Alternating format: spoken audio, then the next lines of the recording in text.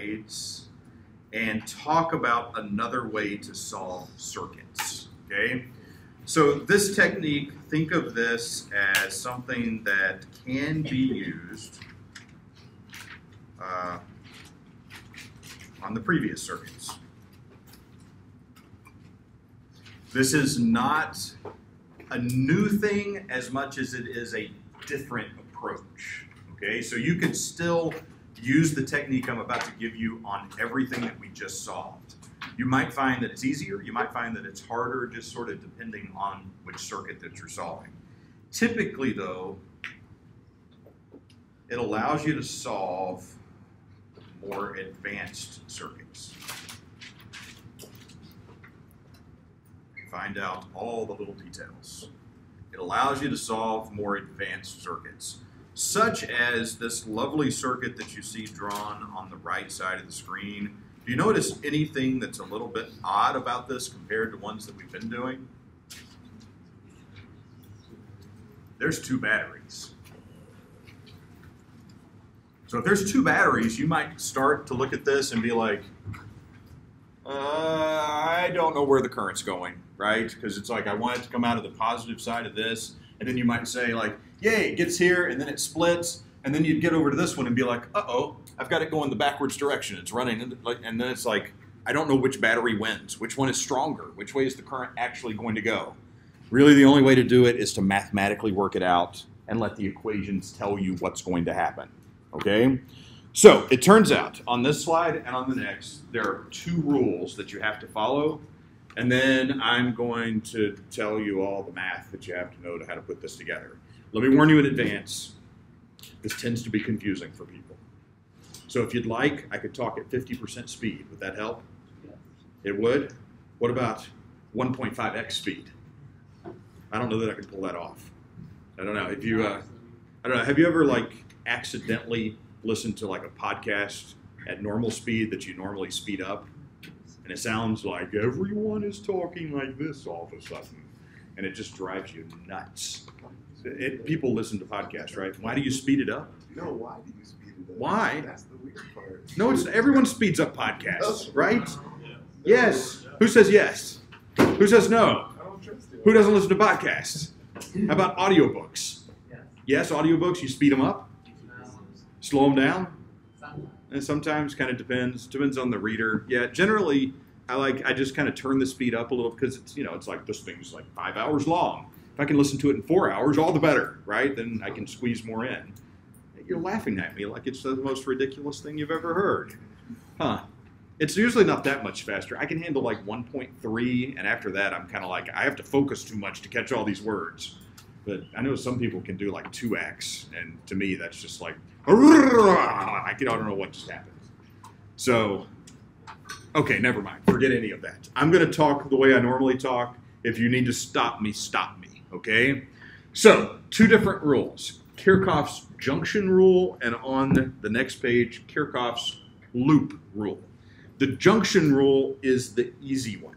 Notice, it just says that the sum of currents into a junction, I'll tell you what that is, has to equal the sum of the currents out of the junction. In other words, this is almost common sense, okay? It's just saying that if you have some current and it decides to split, right? It's like some of the river goes this way and some of the river goes that way. The amount in those 2 branches has to equal the amount that went into the split. The amount that goes into the place where it splits has to equal the amount that comes out. It's not like all of a sudden like the river splits and 50% of the water just vanishes. You know, it's like it's all got to be accounted for. All of it is there. Now, when you see this term junction, if you look in the textbook or if you've ever seen any of this before, sometimes this is called a node, just alternate terminology. And literally, a junction or a node is just anywhere in the circuit where there's a breaking point, where there's a split, where there's a fork in the current and it has a choice.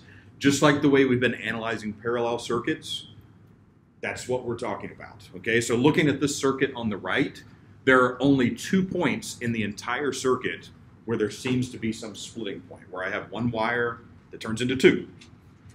No matter which direction you look at it, it's one wire turning into two, okay?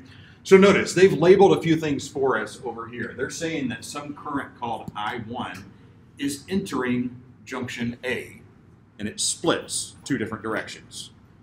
The two new currents are I2 and I3, but those two have to add together to give me what we started with, okay? So I can write down an equation for this and just say that I1 equals I2 plus I3. Boy, that was hard. Take a deep breath.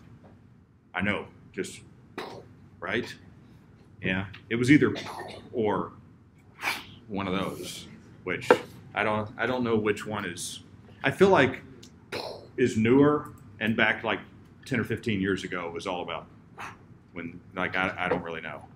But you laughed more about, so either that means it's older or that means, I can't tell. I have no idea. All right, so either your head's exploded or it went over your head, or maybe it just slapped you right in the face. I have no idea what happened, okay? Either way, it shouldn't be terribly hard. If I work my way around, notice follow I3 down, follow I2 around here. This is where they come back together. Well, this is just the opposite of what happened at the top, right? They're coming back together, which means here I have to have I1 again. They recombine to give me that original current. So that's I1, and you can see it tracks back around and connects to the one at the top. So if I wanted to, I could write an equation for this junction as well, but it's going to look just like that, right? The two junctions are doing the same thing, just in reverse. Question? So current isn't lost as it crosses the battery? Current is not lost as it crosses a battery. Potential changes, but current doesn't. Okay, so it works out that you could say for every two junctions in the circuit, you get one unique equation.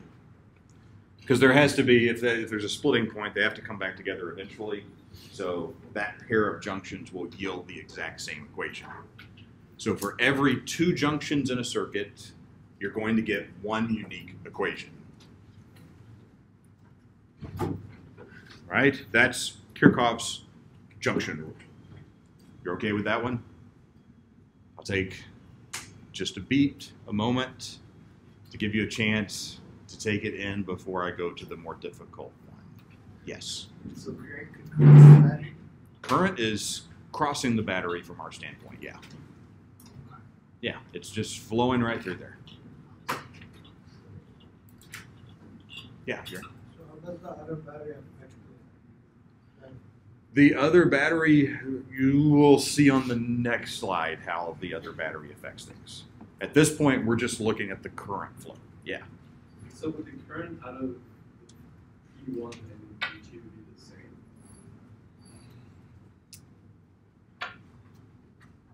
They're two different parts of the circuit. I wouldn't necessarily say the current out of a battery or out of another battery, but all you can say is that the current along this part of the circuit in which there is E2 is different than the current for this part of the circuit that happens to contain E1. So it's like there's three parts of this river. Each part of it has a different amount of current in it. All right? The effect of these batteries is coming up. At this point, we're just thinking about the current. Every branch in the circuit gets a different label for the current because it may or may not have a different value. Yeah? So the current started at E1 because we decided to, or was there something that We didn't necessarily say it started anywhere. So current, I have the current start in the middle and just go around on both sides. You could do that too. So what? Just, Not really. The only key point here is that you find the junctions and just say that whatever goes into a junction has to come out of the junction. Okay, if you make it that far, I'll show you how to deal with the different cases like you're talking about. All right? Something that's going to bother you as we're kind of leaving the slide and as we go through the next one is that there's multiple ways to solve these problems. You have to make some assumptions up front and trust yourself. You're thinking, yeah, I see people, it's like, trust myself. I don't know anything about physics. Well, see, that's the beauty of it. As long as you just make the assumptions in the way that I guide you into making them, all of your assumptions will be correct, and then the answers will come out okay in the end. Okay? There's enough versatility in these two rules that it sort of accounts for all the possibilities that you may come up with. Let me just keep going, and then everyone's going to feel a little bit better. All right? The next one is the loop rule. In the loop rule, remember how I sort of described the circuit as being like a loop of water, right? And it's sort of like, well, the battery like makes the potential go up, and then anytime the current flows through a resistor, the voltage or the potential drops, and it flows through another resistor, and it drops, and it has to get all the way back around to zero, and then it gets looped up again. And it's basically just this thing of uphill, and it goes downhill. And then the battery takes it uphill, and then it goes downhill, et cetera, et cetera, et cetera, et cetera. Yes? You remember some of that, okay? That is essentially what the loop rule is doing. It is saying that if I add up all of the changes in potential around any closed loop, in other words, I add all the potential increases caused by batteries and the potential decreases caused by resistance, if I add them all up, they have to add to zero. Okay? Let me see if I can explain.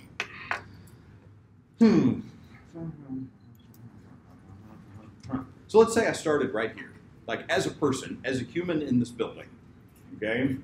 And I can walk all over this building. Sometimes I can go to different floors.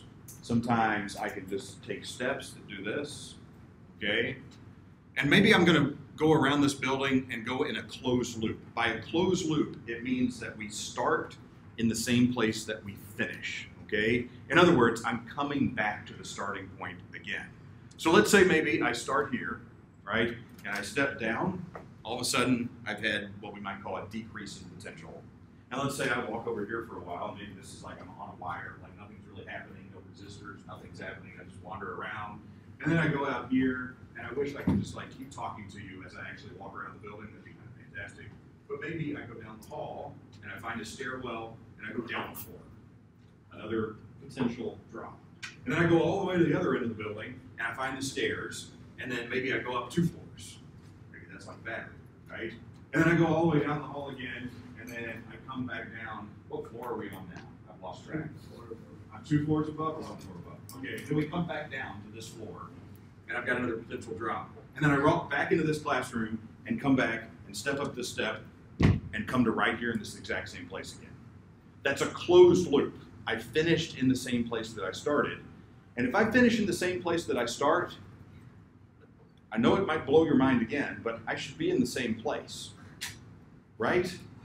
That was almost, the fact that I said it almost made it make no sense, right? If I'm back in the same place that I started, I have to be in the same place. Meaning I can't now be a floor above or a floor below. I have to be right here at this level. Otherwise, I'm not in the same place. I'm somewhere else. Agreed? Okay? So as long as I make a closed loop and I finish in the same place, I end up in the same place. Meaning, if I add up all of those ups and downs that I described, I went down, I went up before, and then I got some positives, some negatives, some positives, and negatives. If I add up all of those ups and downs, the total has to be 0. And I had no net up or down. If there is a net up or down, then I'm not back in the same spot. Yeah. So could this be synonymous with work? Synonymous with work. How so? Tell me more.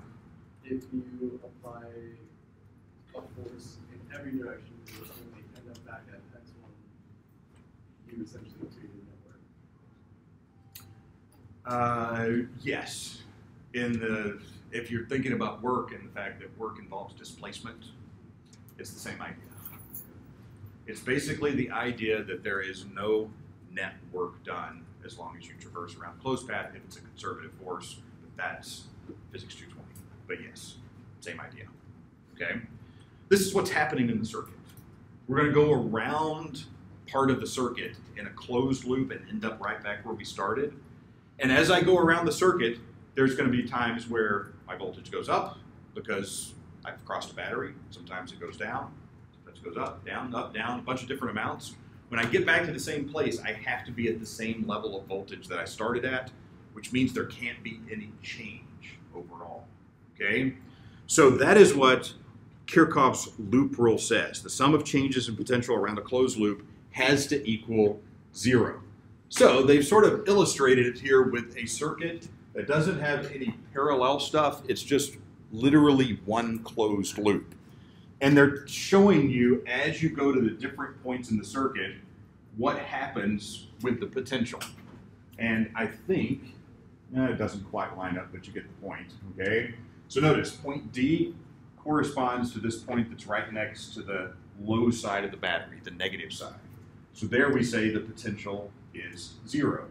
As we work our way from D over to E, notice I'm going from negative to positive. I'm going from low to high. That is a step up in potential. It's like going upstairs. So you can see from there to there, we go up 12 volts. Then, as I go over to point A, nothing happens. There's no resistor, there's no battery, there's no anything. It's just staying right at that level, right? When I then follow the current through that resistor, it's like the current is flowing, it gets to the resistor, and it's like, and it goes downstream to the other side of the resistor. And you can see that reflected as we go from A to B, the voltage drops. So this point B is in between the two resistors. I've lost part of the voltage, okay? Started at 12, now we've dropped down to some intermediate value. After I go across the other resistor, it drops the rest of the way, and then we're back to the starting point. We're back at 0. So I had some ups and I had some downs, but when I add them all together, the change is 0, okay?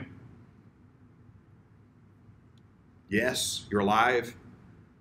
Yeah, okay. So let me show you how to apply this mathematically. It just turned off. Don't turn off. Why would you do that?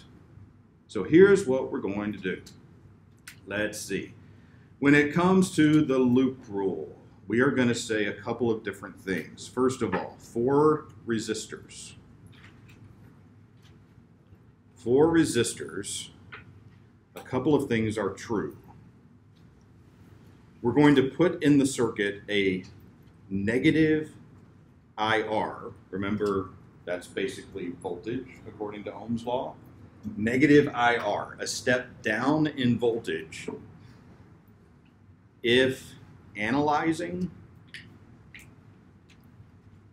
in the same direction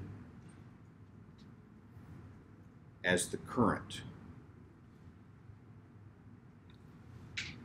It's a step down if I'm analyzing the resistor in the same direction as the current. In other words, if I'm sort of looking at the circuit and pretending I'm flowing with the circuit.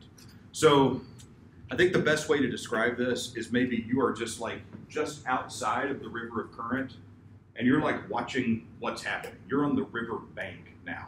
And so maybe you've decided to walk around the loop in the same direction that the current's flowing and see what happens. When you get to a resistor, you're going to see that the current goes down, as does like the side bank of the river too, which means we have to put into the equation a negative IR. But it's possible to like analyze the circuit by like walking alongside the river in the opposite direction, right? The current could be flowing this way, and I might decide to walk along the side of the river of current in the other direction and just look at what happens. Well, if I did that, I would be sort of like walking upstream, in which case I would put into the equation a positive IR if analyzing in the opposite direction as the current. And you are going to be doing it both ways sometimes, just depending on how the particular circuit sets up, okay? So if I'm analyzing the circuit in the same direction that the current's flowing, we treat a resistor as a voltage drop. If I'm analyzing the circuit upstream, we treat that as a voltage step up, okay? If you go back and look at this particular diagram, it's just the difference between sort of tracing through the circuit this way, which is the direction the current's flowing, and tracing through that way. If I look at it in this direction, which is the same way as the current's flowing, then when I get to this resistor, the voltage goes down. When I get to this resistor, the voltage goes down again. If for whatever reason I decide to like look at things from this direction, when I get to this resistor, the voltage steps up. And when I get to this resistor, the voltage steps up again. So your analysis direction is just which order you're sort of looking through the items in the circuit, okay? When it comes to voltage, so we'll say for batteries, the current direction doesn't matter. All we're going to say is that you put in a plus V if analyzing from the negative side to the positive side, and a negative V if analyzing from the positive side to the negative side.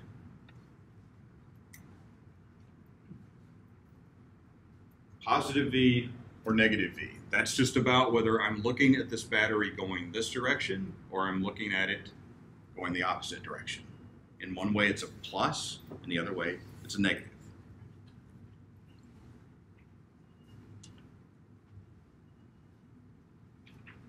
Those are the rules that we're going to use, but I'm going to give you like a series of steps to follow that hopefully will lead you to some answers if you sort of go through each of these every time.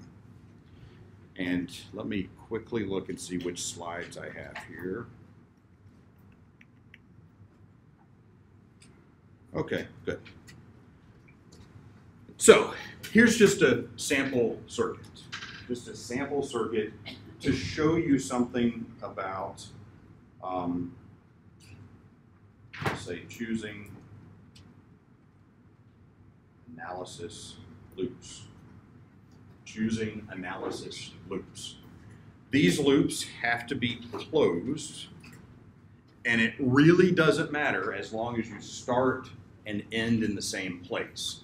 So just looking at that circuit at the top, there's many different things that I can do and have a closed analysis loop.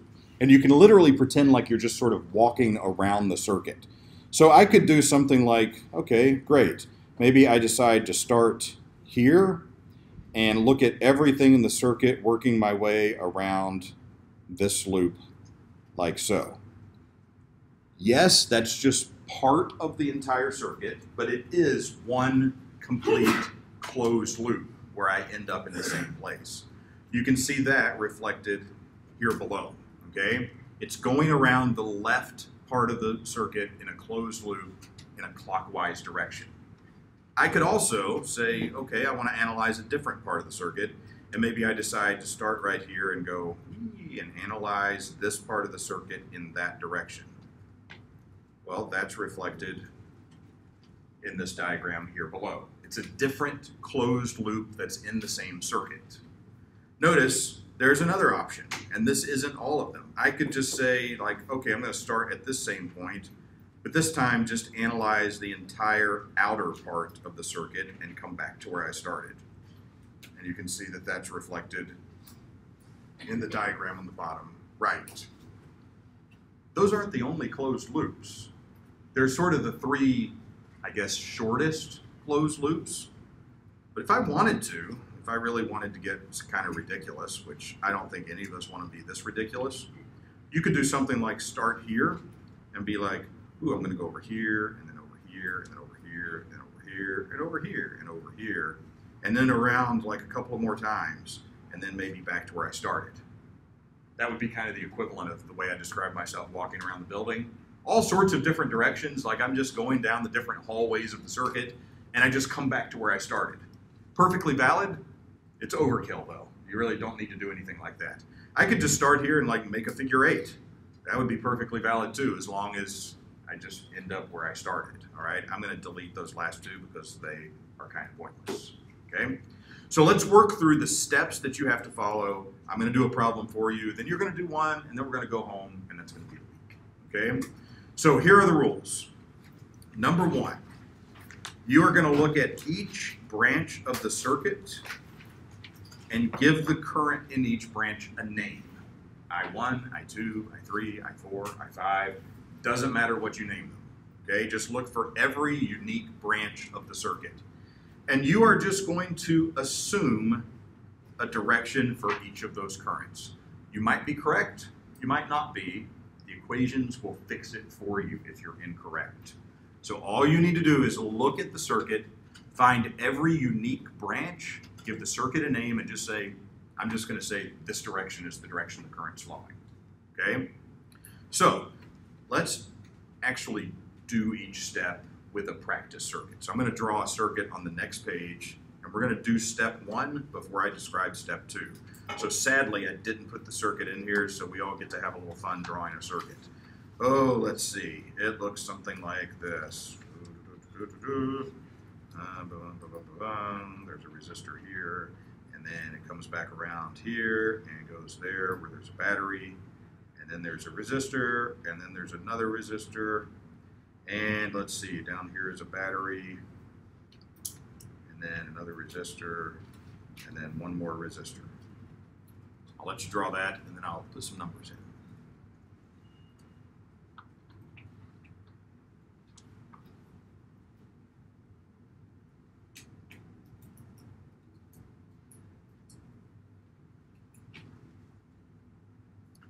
You'll notice there are 2 batteries. I'm going to say this one is 45 volts. And this one down here is 80 volts.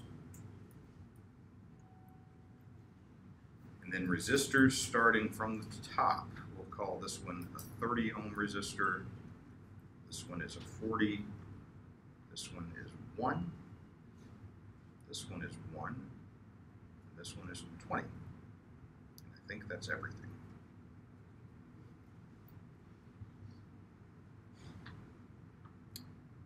You'll notice we have a value for everything except the current. We don't know the current anywhere, but we have values for all the resistors and both batteries. We could flip a similar problem around where maybe I give you the currents, but I leave some of these blank. You'll find that there's always just going to be a few unknowns, and you'll use the same approach to find them because you're just going to end up with some equations and some unknowns, and you're just going to solve them, okay? Does everyone have the circuit down there before we talk about loops? Or excuse me, currents was the first thing. Everybody's good? Okay. So looking at the circuit, there are 3 distinct branches. And you can skip that by just looking at one of these junctions and see that there's a wire coming in, and then it has 2 places it can go. So it makes sense that there's 3 different branches for the current. So we're just going to pick some. So I'm going to go to a different color and say that the current that's going around this way, around the top part, is called current 1. I just picked that direction. If you want to go the other direction, it does not matter at all. We're labeling it, giving it a name, and assuming a direction. I'm going to say that the current that goes around the bottom side, like so, is current 2. And I'm going to say there is one last current that goes right down the middle. That is current 3. Directions are made up.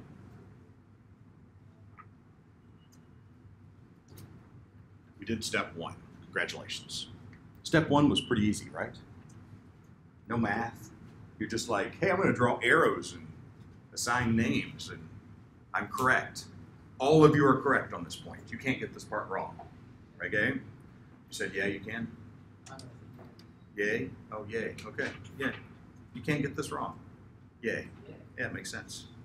So let's go back to step 2. There we go. We did 1. Go us. Is anybody going to get candy immediately after this? No? Question back there? So, the top left is which current? The top left, Red line. that's all I1. Everything that's going around the top is I1. Everything that goes through the middle is I3, and the whole thing around the bottom is I2. Other questions? Yeah? You don't necessarily have to have this orientation, right? Nope. You could make them all the exact opposite direction, doesn't matter. You could flip half of them, doesn't matter. You can have a different, so like you have I1 coming out of B equal, and then Yep. it's splitting off of I3. Yep. The names don't matter, the directions don't matter. The only thing that matters is that you have 3 currents. There needs to be 3 different currents in the diagram. So let's do step 2. Step 2 says, apply the junction rule to each junction that yields a different equation. Remember, for every 2 junctions, we're going to get 1 unique equation. If I go back and look at my circuit, well, I have 2 junctions. So if I can look at either one of them, they're going to give me the exact same equation. Notice that I3 is labeled as going into this junction and splitting into I1 and I2. So I'm just going to continue with what I've made assumptions to be. So applying the junction rule, we can say that I3 equals I1 plus I2. We have 1 equation and 3 unknowns so far. So alas, algebraically, I can't do anything. We need 2 more equations that includes those same 3 unknowns in order to algebraically get a solution. That was step 2. Step 1 and 2, not that bad. Make some assumptions, apply the junction rule once for every 2 junctions that you have, okay? Now, you can see I've also written here the rules that we put on the previous slide. We're going to apply the loop rule for as many loops as we want to. The thing is, every time I do this, I'm going to get 1 equation. I just need 2 more equations. I'm still probably going to do it 3 times just to give us some practice, okay? So applying the loop rule means going to this circuit and just picking closed loops for analysis. The only thing you need to do is be consistent with your direction, okay? So if you decide that you're going to analyze things in a counterclockwise direction, just do that for all your loops, okay? So what I'm going to do is say that my first analysis direction is going to, say, start in the top right corner, and I'm going to go around the circuit this way. And go back to where I started, and I'm going to call that loop 1. Yes, this diagram gets messy. I'm trying to help with the different colors and trying to be somewhat neat, more so maybe than normal, I don't know. So we're going to look at that as our first loop. And we're going to write an equation following the rules, okay? So, literally pretend that you are starting on the circuit at this point, and we're just going to go, there's a thing, and then there's another thing, and then there's another thing, and then a thing, and then we're back where we started, okay? Every time we hit a thing, I have to put something in the equation, okay? So, let's start here again. Notice I hit the negative side of the battery, and I'm working my way this direction, so the next thing will be the positive side of the battery.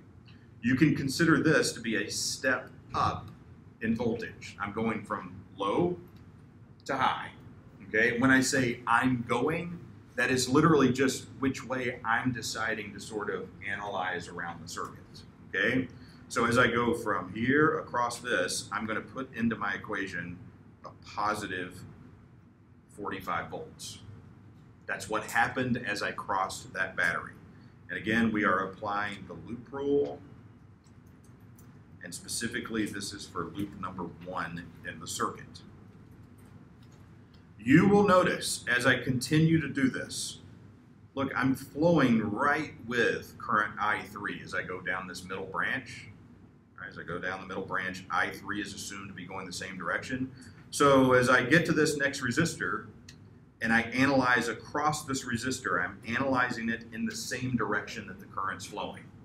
According to our rules, if I'm analyzing in a direction with the current that is a negative current times resistance, according to Ohm's law.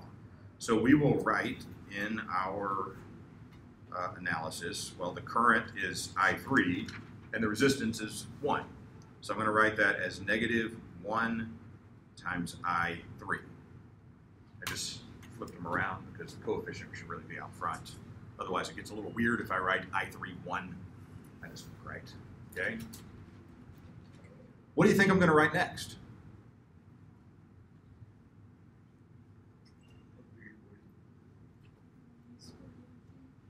Yeah, when we get to the next thing, I'm still going in the same direction as I3. So this is a step down in potential, which can be written as negative 40 I3. Okay? Does everyone so far understand the three things that I wrote there for those three circuit elements right down the middle branch? We have a step up in voltage, followed by a drop and another drop. Okay? Let's continue around the circuit. Everyone sing along. I went off the screen. We found the 30 ohm resistor. Notice, now I'm analyzing this in the same direction that current I1 is flowing. Okay? So we're going to write in our circuit equation minus 30 times I1. And then the next thing that happens is I'm back to where I started. When I get back to where I started, I'm saying that adding all of those up results in no change in potential. All of the ups and all of the downs should equal 0. Can I combine a couple of things and just sort of simplify this real quick? So I've got 45 minus 41 I3 minus 30 I1 equals 0. So loop 1 yielded that equation, just combining like terms. That 3 is terrible, isn't it? Wow. 3. So now I've got 2 equations and still 3 unknowns. I need one more equation to solve a system of equations. So let's do another loop. We're just going to pick another closed loop. I'm going to go around this bottom rectangle. I'm going to, again, start in the top right.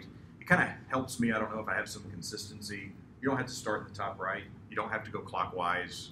It's fine if you want to start in the bottom left and go counterclockwise. It doesn't really matter. Just pick something and be consistent. So let's see. I'm going to start here. We're going to call going around like this loop number 2.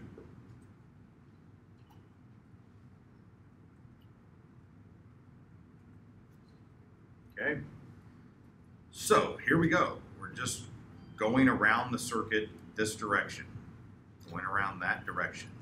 So starting at this corner, the first thing that I come to is this 20 ohm resistor, but you'll see that I'm going opposite to the direction of the current. It's like I'm going upstream. I'm starting at a place where there's a lower voltage, and I'm going to a place where there's a higher voltage. In other words, if I'm going to write something in the equation for that first resistor, it's going to be plus 20 times the current that's passing through it, which is labeled as I2. It's a step up in potential equal to I times R when you're going against the current flow. And we're going to be going against the current flow when we get to this next one as well. Okay? So now I have a 1 ohm resistor. Current I2 is flowing in the opposite direction. So the next thing we're going to write is plus 1 times I2. And then what am I going to write next? Looks a whole lot like we're going to go from the positive side of the battery to the negative, and it's worth 80. We're stepping down 80 volts. And then we've got all that stuff in the middle. So let's see, coming around this way, the next thing that I run into is this 40 ohm resistor, but notice we're going to go the opposite direction this time across all of these. So we're going to have a step up, another step up, and then a step down.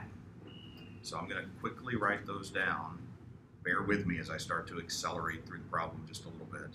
So across the middle, now we're going to have plus 40I3 plus 1I3 minus 45, and then I'm back where I started.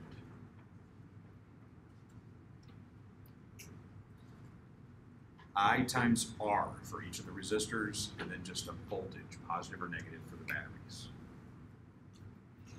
So you'll notice we have 2 I2 terms, 2 I3 terms, and 2 just numbers.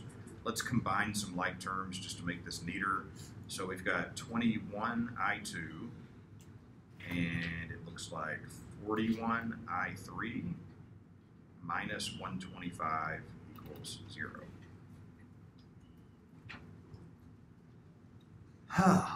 We applied the loop rule twice. At that point, that's all you need. You've got 3 equations, 3 unknowns.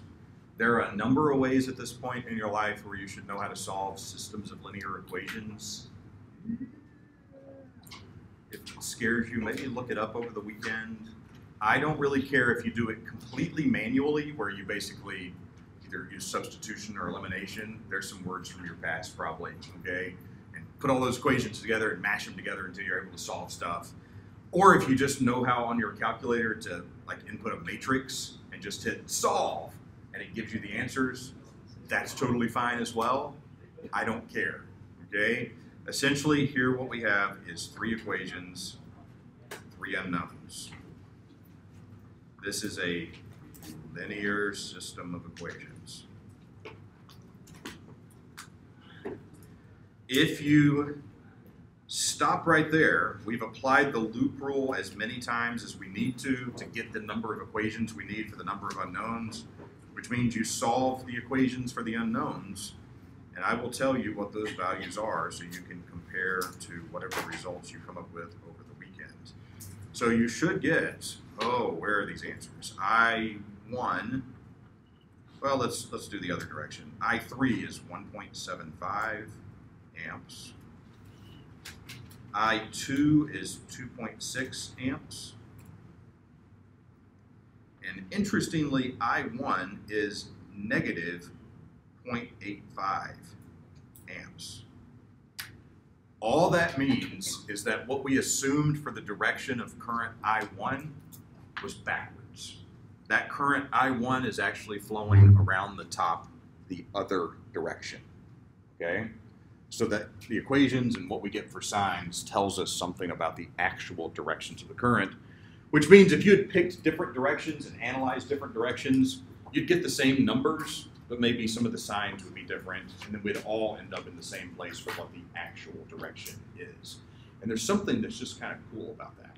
That there's all this freedom that you can kind of like, ooh, solve it your own way, and then we all end up at the exact same result. I would challenge you to try this over the weekend. Make sure that you know how to take those 3 equations and get those 3 answers, okay? Questions, thoughts, comments, confusion? Maybe? Waiting. And I'm going to let you go there. We don't quite have enough time for you to solve a problem on your own. And that was heavy. I felt the weight on your shoulders. So go buy candy and bring me data on Tuesday. Yes? Data about discount amount and how many days it's been since Halloween. And then we'll know something. We'll learn something really important. Goodbye. Have a good weekend. Have fun. Do your homework and other things. Bye. Goodbye. Farewell. Goodbye.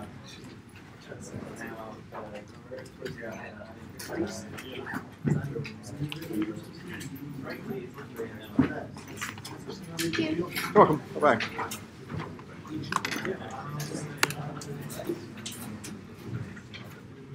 What we're going to do is wrap up by talking about a few of these multiple choice questions with regards to Kirchhoff's rules And then there's one other type of circuit that we're going to learn about in this chapter, and then follow up with something that might help you out in the lab going forward if perhaps you've already done stuff related to it. Maybe it'll retroactively help you understand things you did in lab already, but we'll talk about something related to lab. So first of all, there's a little piece of a circuit here. Notice it says there's 8 amps in the middle and 5 amps come in from here. They want to know how much must be going out branch P. Don't think too long. What goes in has to come out. The 8 is going to split back into 2 amps down, which leaves 6 amps to go to the right. Okay? So the 8 splits into 2. So you could probably tell me how much is in this branch over here as well, right? If it's 8 there, 5 here, what has to be here? 3. Okay? What goes in has to come out of each node. There are 2 nodes in this little piece of a circuit. Okay? This one, I'm going to let you read it and think about it for a second. All of you are going to get the answer wrong, but it's the thought process that's instructive a little bit, and then we'll talk through it, okay? I'm just going to sit over here and take a nap. Just 30 seconds, that's all I ask. What are you thinking? It'd be fantastic if we do that. And just wake back up feeling great.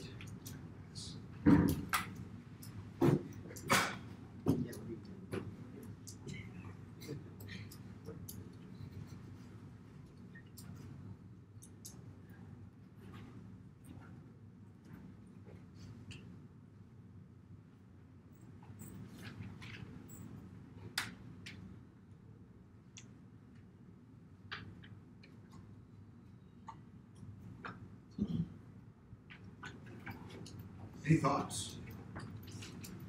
Any answer you like that you'd like to tell me why you think that's the correct answer? What's that? I heard something. I like that. An answer, but you don't have to. I don't blame you, since I said most of you would get it wrong. It's okay. Yeah. It gets brighter, it gets dimmer. Because why? Because A gets a second path, another path to lower resistance, while B gets a loses a path. Okay. So you're going with, you said brighter? Yeah, 4. Number 4. A gets brighter, B gets dimmer. Okay. What else we got? It's not necessarily easy. I see some other votes. Some other people are in agreement. I see some other votes for 4. Going with 5. Talk to somebody around you.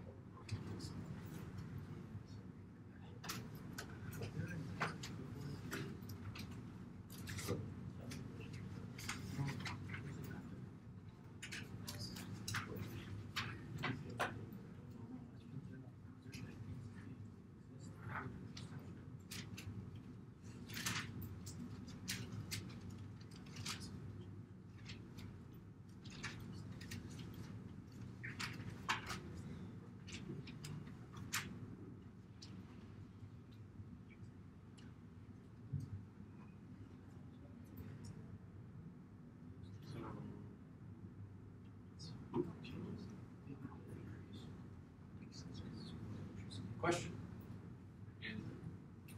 What's that? Answer? Both bulbs decrease. Both bulbs decrease. So you're increasing the amount of paths that you take to split up the current into several, which would then reduce the amount of but increase the resistance in order to have this. Okay. So let's see, you said both of them decrease or increase? Decrease. So we've got, I've heard answers for all of those 3. You don't really like both bulbs going out, apparently. That doesn't seem likely. Okay, I would agree with that. Let's just go ahead and get rid of both bulbs going out.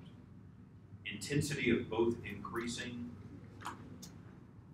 that also kind of seems unlikely. Let me remind you of something.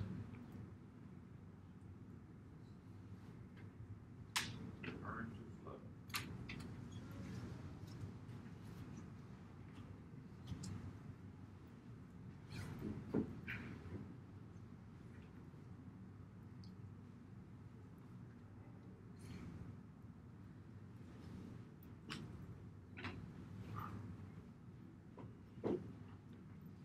So, let's talk it through.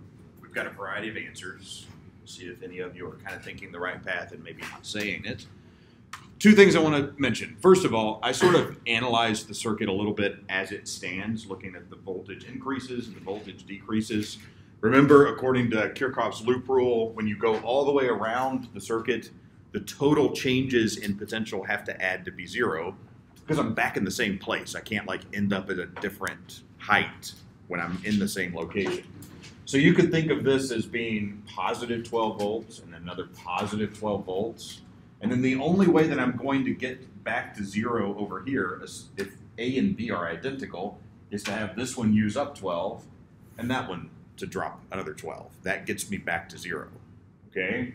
So if I were to look at the potential at different points on the circuit, starting with here, just making an assumption that it's zero, because I could really pick any number, then this point in between is going to be at plus 12 volts. This point up here would be at plus 24. And then once I get over to this side of that resistor, we're back down to plus 12. And then when I get back to here, we're at zero. So what is the potential here? And what is the potential here? I just told you, if you happen to remember. 12. 12, right? That's 12, and that's 12. So if I close this switch, is number 2 satisfied? Is there any reason for any current to flow down that wire, even if I close the switch? No. Which means that it basically sits exactly the same as it did before. Ooh, it's like combining several ideas. So let me step through that one more time. So if we just look at the potential at different points in the circuit, again, you could say that we have, just analyzing it clockwise, you could analyze it other ways if you want to. We can say that this is a step up in 12, which brings this to 12 volts. Another step up of 12, which brings that to 24. This goes down 12, which brings this point back to 12. And then down 12 more gets me to zero, according to Kirchhoff's loop rule. If I'm going to have current flow, I need a path. Currently, when this switch is open, there's no path. So rule number 1 is not satisfied. But then when I close it, both ends of the path are at the same potential. There's no reason for anything to go. It's like holding 2 ends of a hose at the same height. Water's not going to flow anywhere. It just sits in the hose, okay? So as long as there's not a potential difference, nothing will flow. And if nothing flows down that branch, the circuit really hasn't changed at all. So it's going to behave exactly like before. Let me see if you can use similar thought processes to answer this question. It's not a terribly different question.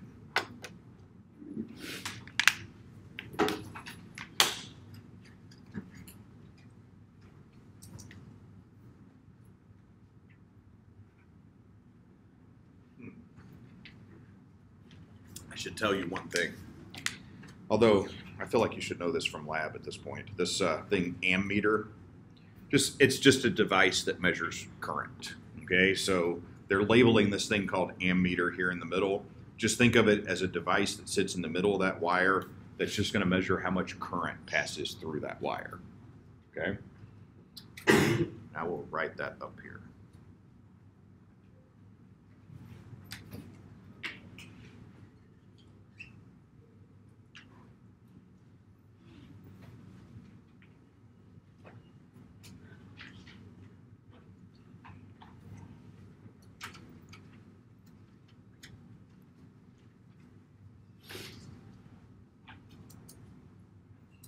Any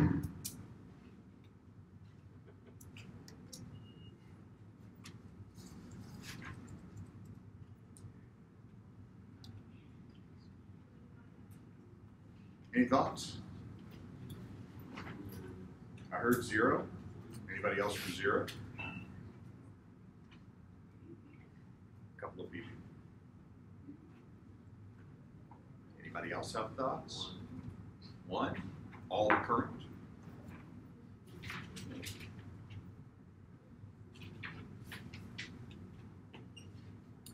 So let's see.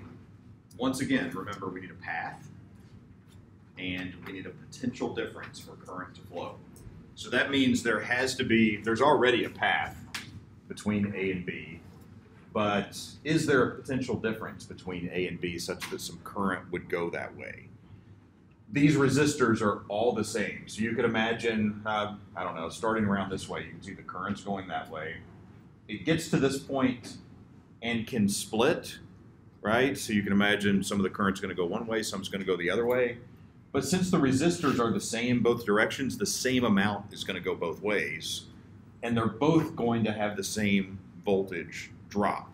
So it's almost like the stream is here, then it splits, and then it goes down the exact same amount on both sides. So A and B are at the same potential. They're at the same level, which means there's no reason for anything to flow in between them. So the current splits, goes down, then goes down again, and then it's at 0 on the other side, okay? So you might write that something like this. You could say that this has a change in voltage of minus I times R, and this one is minus I times R, and then A and B are at the same V. So there's no delta V for current to flow. So the current there is going to be 0 through the ammeter, okay? And then this one. Let me just say that this is the type of question that I can ask on an exam dealing with Kirchhoff's rules, because I really don't want you having to, I don't know, do a bunch of algebra. I want to see if you understand the problem. So in this particular case, they've already defined the 3 currents and some directions, and they don't tell you which loops they're going around. Of course, the obvious parts are like I could go around this loop, or the whole outside. One of those equations applies to one of those loops and applies correctly. So it seems like it's like, oh, I'll never figure it out, but you'd be surprised how quickly you can get to the answer. One of the equations is correct for one of the loops in the circuit. I'll give you a couple of minutes to think it through.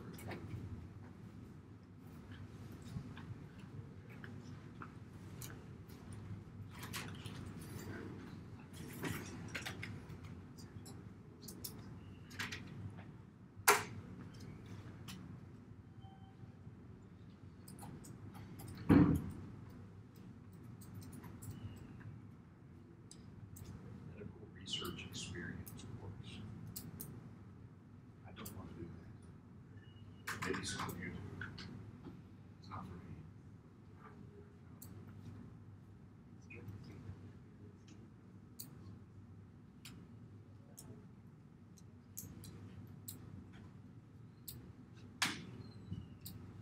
I should probably look at this. I don't remember which one is the answer.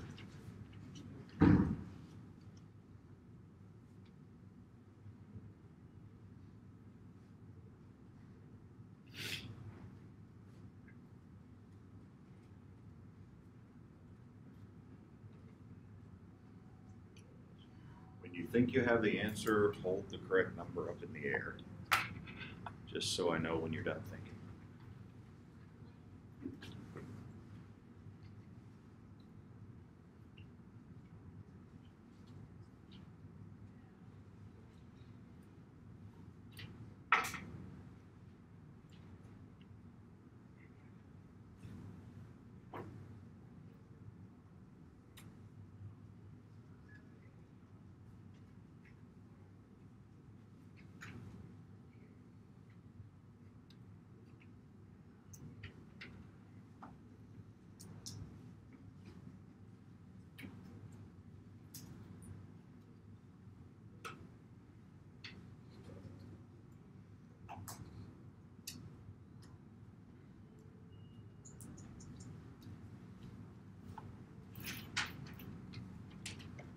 This would be incredibly mean. I wouldn't do this on the exam.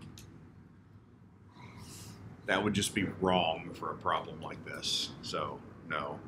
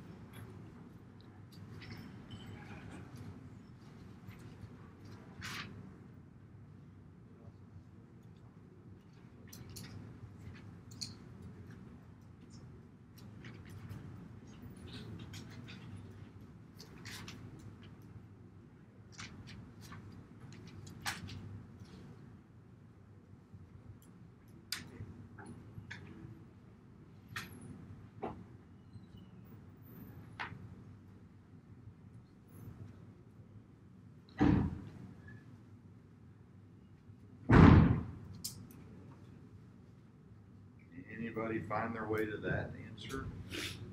Maybe a few people out there. Yeah. So starting anywhere up here, really, working our way around. This is a step up of 2. Then we're flowing with current I1. So that's 1 times I1, negative. And then a -4 as we go across that one. And then again, in the same direction as the current, -2I2 equals 0. So just a little bit of trial and error, I guess, is one way to sort of work through this. You'll notice 4 of them start with a +2, okay? Looking through, I've only got this one 2-volt option. So that's starting here and going across this direction, after which, well, I've got the option of doing what I did, or basically going around the outside. You should quickly try to trace around those and see number 1 falls apart, number 2 falls apart, and you can use a little trial and error to sort of get to the answer. Yes? Would this mean the 4-volt battery is charging? The 4-volt battery charging. Maybe. I can't 100% say for sure in this particular configuration, because we also have a lower voltage battery, which is the 2, and then the 6 is over there. I can't say for sure.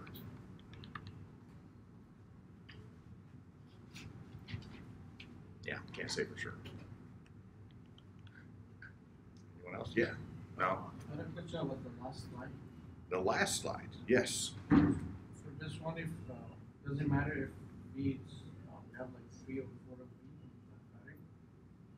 Does it matter if Have more batteries? we had more batteries? If we had more batteries, the problem would get significantly more difficult. If we just had multiple ones in that bottom part of the loop, it'd be basically the same idea. But if we started putting batteries next to the resistors in there, yeah, I'm not going to go that far. Okay. Yeah.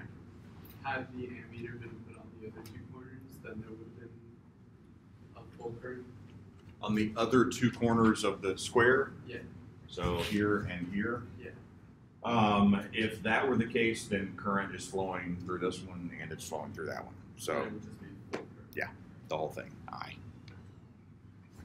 All right. Why don't you get on that? You all vote and change things in the future. And then I will thank you. I'll be like, yay, 3-day weekends all the time. So let's see. Just a couple of slides on measurements. When you're dealing with circuits for real in the lab, which I know that you've already done, and probably you're using equipment and you're like, I don't know, they told me to use this thing like this, and you gave me a number and you put it on the thing and then you got answers. Is that kind of how it felt? Yeah, that was about right. Okay. Let me see if I can explain a little bit about the instruments you're using and how they're meant to be used, and why when you use them in that way that they actually work and give you something that makes sense. So first of all, the instrument that measures current, we already saw on a previous slide, is something known as an ammeter. An ammeter because, well, it's measuring amps, right? That's kind of hidden in there, amps for ammeter. The way an ammeter works is that you have to arrange it so that whatever you want to measure is passing right through the ammeter. It's almost like if the current is a river, the only way I can tell how much current is flowing by in the river is to actually put myself in the river and like feel it all flow by, okay? So an ammeter needs to go in the current, let the current pass through it, and then it can tell you how much current is in that spot. So if we had a circuit that looks something like this, right, and all of a sudden I very much want to know how much current is passing through the wire at this location, the only way I can find out what the current is to put a device there that will let the current go through it. So we take the ammeter and rewire the circuit so that it is exactly in that spot so that the current just passes right through it, and then the needle says, yay, there's this much current here. If I want to know the current somewhere else, like maybe here, I have to disconnect everything and reconnect the circuit so that the ammeter is right here in series with that resistor. If I want to know it over here, I have to put the ammeter right in the circuit in between the resistor and that particular capacitor. So ammeters go into the circuit as part of the circuit to measure current.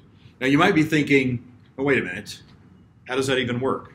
Seems weird that if I want to measure something, I have to like put something else in the circuit to measure it.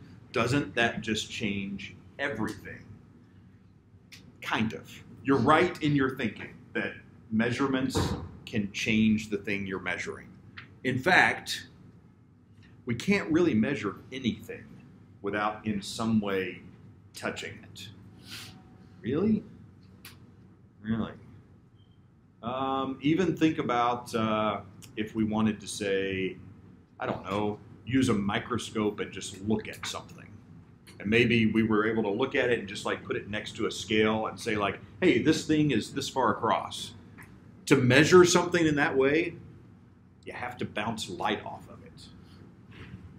I've interacted with the thing I'm trying to observe because I actually touched it with something. And inherently, that has the potential of changing the thing I'm trying to measure. So anytime we're making a measurement of something, we try to touch the system in a way where we have the least amount of impact so that I'm not measuring something different when I step into the system and make the measurement. So in this particular case, what we do with the ammeter is it's built such that it has very, very, very, very, very, very low resistance, okay? It's resistance that changes the potential, right? Potential drops when current flows through a resistance. So if I can make this have really, really low resistance, then the circuit really doesn't care. I haven't changed the equivalent resistance in the circuit, which means I haven't changed the current that's passing through the circuit. And I've touched the system, I've looked at it, I've made an observation, but I've minimized the amount of change in the system by keeping the resistance very, very low. That makes some sense? Maybe a little bit. Are you alive? Yes. Okay, there's like 6 people in the front. You're all alive right here. That's good. Like as we go back, I can like literally see it as I go back. It's like, that's what you look like going toward the back of the room. It's fantastic. All right. So let's see. The other thing we can measure, voltage or potential difference. For that, surprise, surprise, we are going to use a voltmeter. Again, the unit is just hidden right in the name of the instrument. A voltmeter. With a voltmeter, we do things a little bit differently. And I'm going to explain this 2 different ways of thinking about it. Notice it says there, connect to 2 points in the circuit between which you want to know the potential difference. Well, that sounds a little bit strange and weird. Just keep in mind that when we're dealing with voltage, we're dealing with a difference in potential between 2 different spots, which means I'm going to make a connection in the circuit to those 2 spots where I want to know the difference in potential. So the way that I like to think about this is not like, don't imagine these things actually being connected. And you might have even in the lab like had almost like needle-like probes. Did you have something that was kind of like that? Maybe a little bit?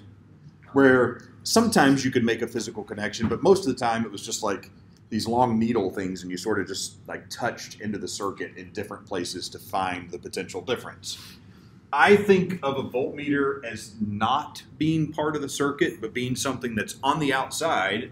And if I want to know the potential difference between one side of the resistor and the other, I just sort of reach in with the voltmeter and touch those two spots, and it tells me the difference in potential between the two. So without having to rewire the circuit, unlike the ammeter, if I want to know the difference in potential for the battery, we touch the voltmeter to those 2 points. If I want to know the difference in potential here, we touch those 2 points, et cetera, et cetera. It's like a probe that's on the outside of the circuit reaching in to find things, okay? So ammeter and voltmeter work very different. Ammeter has to be in the circuit letting the current pass through. A voltmeter sits on the outside and sort of reaches in to make measurements, all right?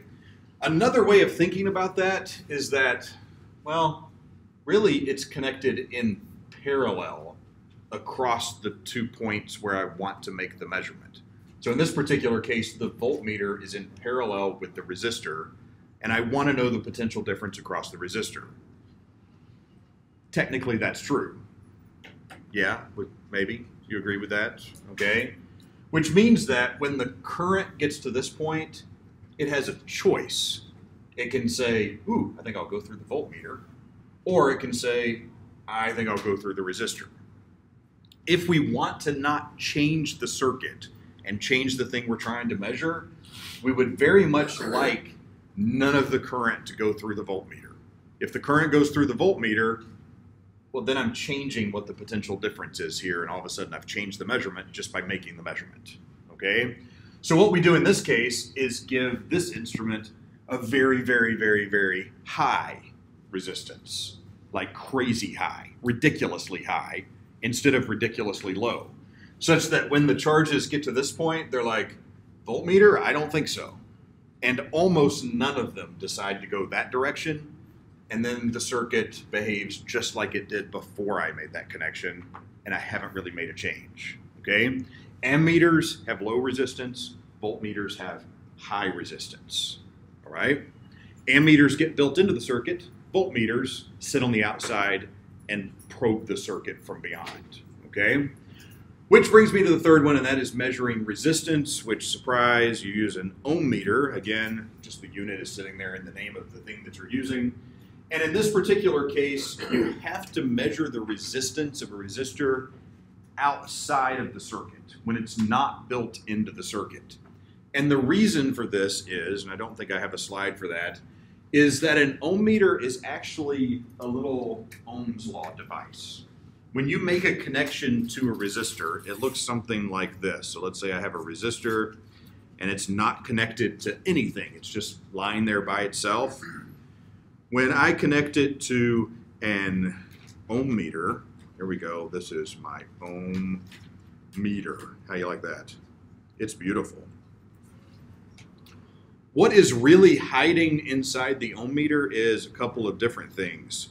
There is sitting inside of here a potential source, a V, and also sitting inside here is a little ammeter. Okay? So in other words, it's a little device that builds its own circuit around the resistor. And what it can do is say, okay, I'm going to pass some current through the resistor, and I'm going to apply a voltage and measure the current that results, and from that, V equals IR, I can solve for the resistance. So it's like a little Ohm's law device that creates its own little circuit with a resistor. So if you try to do this, like when it's all connected to all this other stuff, now I've got like this whole system where there's like the battery inside that, the battery in the circuit. You're going to get screwy measurements. Nothing makes any sense, okay? So the ohm meter sits outside the circuit, makes its own circuit with the thing that you're trying to measure, which is the resistance of a resistor, right? 3 different measurement devices. They all work different in a very different way. And let me just point out, you might have had something in the lab called a multimeter, which is just a combo device for all 3. which is kind of nice. I don't know what kind of equipment you have. A lot of times these are yellow for some reason. Did you have yellow ones? They're like this big. Red? Why red? Were they all like padded on the outside with like this rubber stuff that looked all industrial, like you could drop them? No? Okay. Bummer. What brand were they? Ooh, you almost said a word I was... Something cheap, probably. Oh, that's sad. Huh. I'm used to using Fluke. You look like you were about to say something that started with an F. Maybe it wasn't Fluke. I don't know. Yeah. I don't know. For whatever reason, the ones I've always used are like these big. I like that they're called Fluke. It's almost like your measurements are a fluke, and that's just kind of depressing in a way. Whatever. And then just by changing the dial, you're essentially changing between these three different modes, and you can do everything with one device, but you can't do it all at the same time. So a lot of times we have dedicated voltmeters and ammeters to kind of take care of that part while using the multimeter to kind of handle other things on the side. That is the end of chapter 28, Yay, Go Us. Yes? What is that? Chapter 29. I know, chapter 29.